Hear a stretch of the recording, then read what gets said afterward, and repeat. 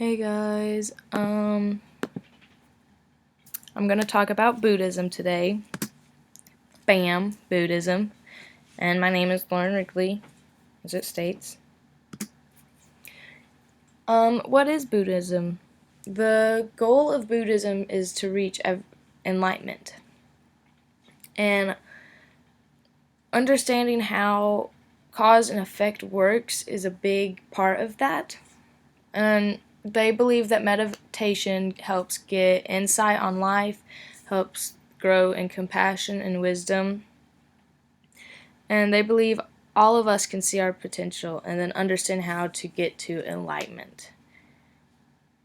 Everything changes outside and inside of us, and realizing that everything is changing is the more you will be happier and healthier. So take like the seasons, for instance. It goes fall, winter, spring, summer.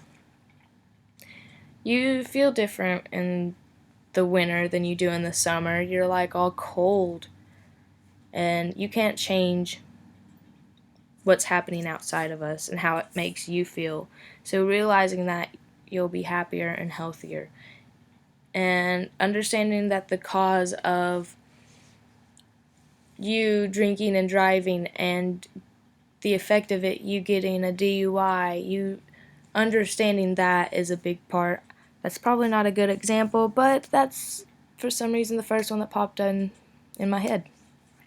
Having this awareness is the ultimate goal of Buddhism, and they often believe in karma, what comes around goes around, and they believe that compassion and wisdom grow off one another.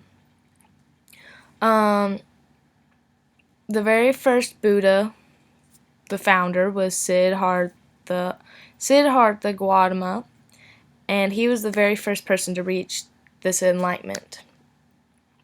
And he founded it in India, and he had approximately 470 million followers, and it was considered one of the major religions at this time, and it was mainly in East and Southeast Asia.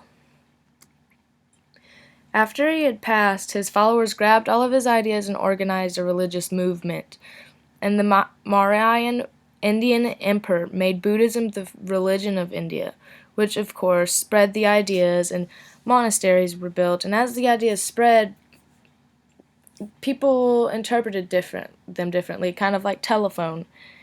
So as it spread, the religion became altered, so they were different in different parts of the area. And Buddhism beliefs, they don't worship one god, they focus on reaching enlightenment, and Buddha actually means enlightenment. Buddhism is constantly evolving with each new Buddha, and the founder, Gautama, he's considered extraordinary, but he's not considered a god to them. And they teach the Four Noble Truths, the Eighth Pathfold, karma, and reincarnation, which I'll talk about that later. And followers could practice in their homes or temples, whichever one they prefer, and they have to realize that Buddhism is a way of life. Once enlightenment's been reached, it's called experiencing nirvana, and they often believe that one should avoid self-indulgence and self-denial. No single Buddhism symbol, like how the Christians have the cross. The Buddhists, they don't have a single symbol. They have several different ones which mean different things. Buddhist monks have to follow strict codes, including celibacy. That means that they can't get involved in any sexual relationships. That's just ridiculous. Virgins for life. There's three different main types of Buddhism. Theravada Buddhism promotes the teaching of analysis, and it's the closer to the original form of Buddhism, and mainly in Southeast Asia. It's basically the exact same thing as the original Buddhism. Mahayana Buddhism, one shouldn't just seek enlightenment for themselves, but enlightenment for all. That's what they believe. And it's mainly in Northern Asia. And the Tibetan Buddhism is a form of Mahayana Buddhism. Mahayana Buddhism, but they often chant instead of meditate, which I thought was super weird because, you think Buddhism often comes with meditation, but they're chanting instead of meditating. And it's mainly in northern India, and instead of Gautama as their leading monk, they have Dalai Lama. And Dharma is the Buddha's teaching. All dharmas live by 5 moral precepts, which prohibit the following: killing living things, sexual misconduct, using drugs or alcohol, lying, and talking what is not given. Therefore, running your mouth, making rumors, and all the other ones are pretty much given. The 4 Noble Truths is meaning the end of suffering. The first one is the truth of suffering. You have to realize the truth of suffering. Realize the truth and understand the truth and cause of suffering. The truth of the end of suffering. Understand the truth of the path that frees us from suffering. That's the pathway to understanding the end of suffering. And the eightfold path, achieving wisdom. Right understanding, right thought, right speech, right action, right livelihood, right effort, right mindfulness, right concentration, and that's how you can achieve wisdom. And they also believed in reincarnation, which is once you die, you can come back to life as some other form.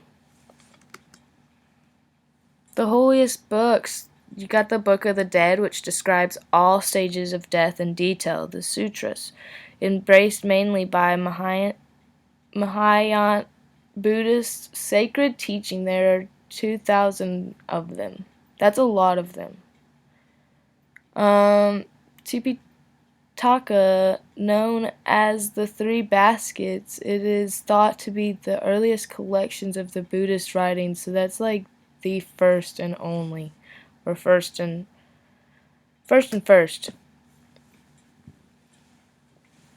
They celebrate Veska, which is Buddha's life, death, and enlightenment in one day.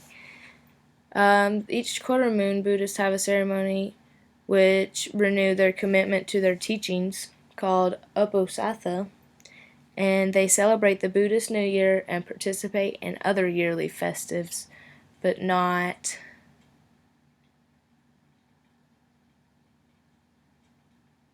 I thought that it was crazy how we celebrate Easter and Christmas and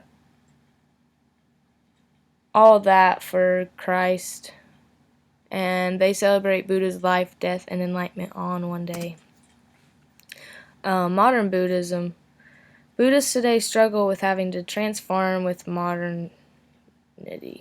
They need to have to practice up to date with the world around them. So they came up with this form of modern Buddhism. It's a hybrid of traditions that are a perfect mix of modernist and Buddhism. Buddhism transforms and gets new policies with each new Buddha, and it could be a little difficult to get used to, so they have to stay up to date with this new policy set by with the new Buddha. And here's my all works cited.